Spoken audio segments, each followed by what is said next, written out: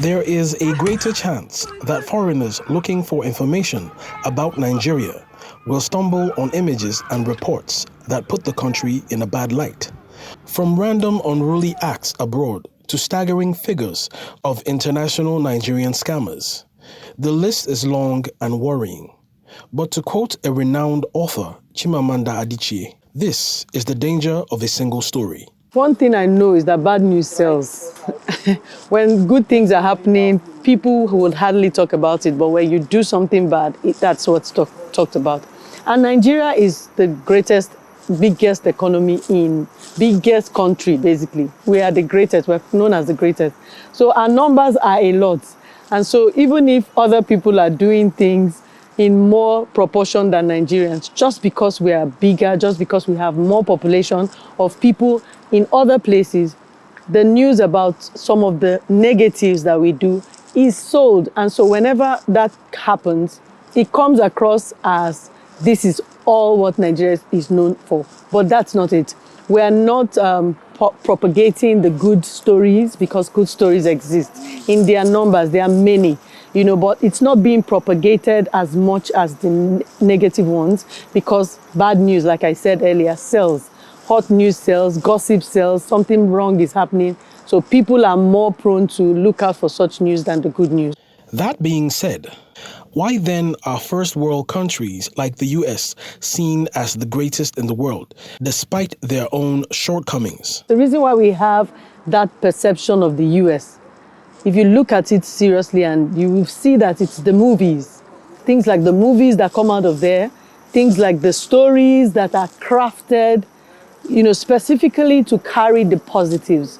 So what we need to do in Nigeria is for us to tell our stories.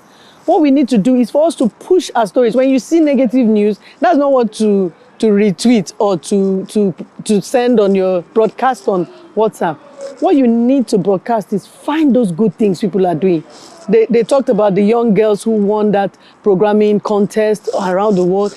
We talk about anywhere you go. If you go to the US, the statistics of Nigerians making it in schools, the percentage of professionals, top maybe 1%, a great percentage of them are Nigerians. Not just Africans, but Nigerians specifically. So Nigerians are excelling in those nations, and they will not tell our story. We are the ones that will tell our stories. We are the ones that have to find them.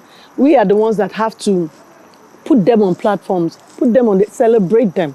How then do we, as Nigerians, begin to propagate the positive attributes of our great nation? We need to leverage technology. That's one thing that has really helped us now, because in the past we were relying to tell our stories and to do anything media. We were relying on traditional media, which was very expensive to really use. But now technology has created a level playing field where someone in their backyard can do anything. There's this group of boys called the Ikorodu boys. In that slum or that back place in Ikorodu, they were doing their videos, mirroring Hollywood movies, and caught the attention of highly respected Hollywood stars who got to know them. And they didn't have any money, they didn't have any budget, and they could tell the story. They could show themselves, they could portray, that, look, we are intelligent, we can do this. There's a kind of resilience, there's a kind of grit that we've developed because of the challenges we're going through. So because of that grit, because of that tenacity that we have as Nigerians, when we go to these places, we excel. Surely in the near future, as we continue to embrace and celebrate our positive attributes as a nation, the stigma placed on us internationally will change for the best and for good.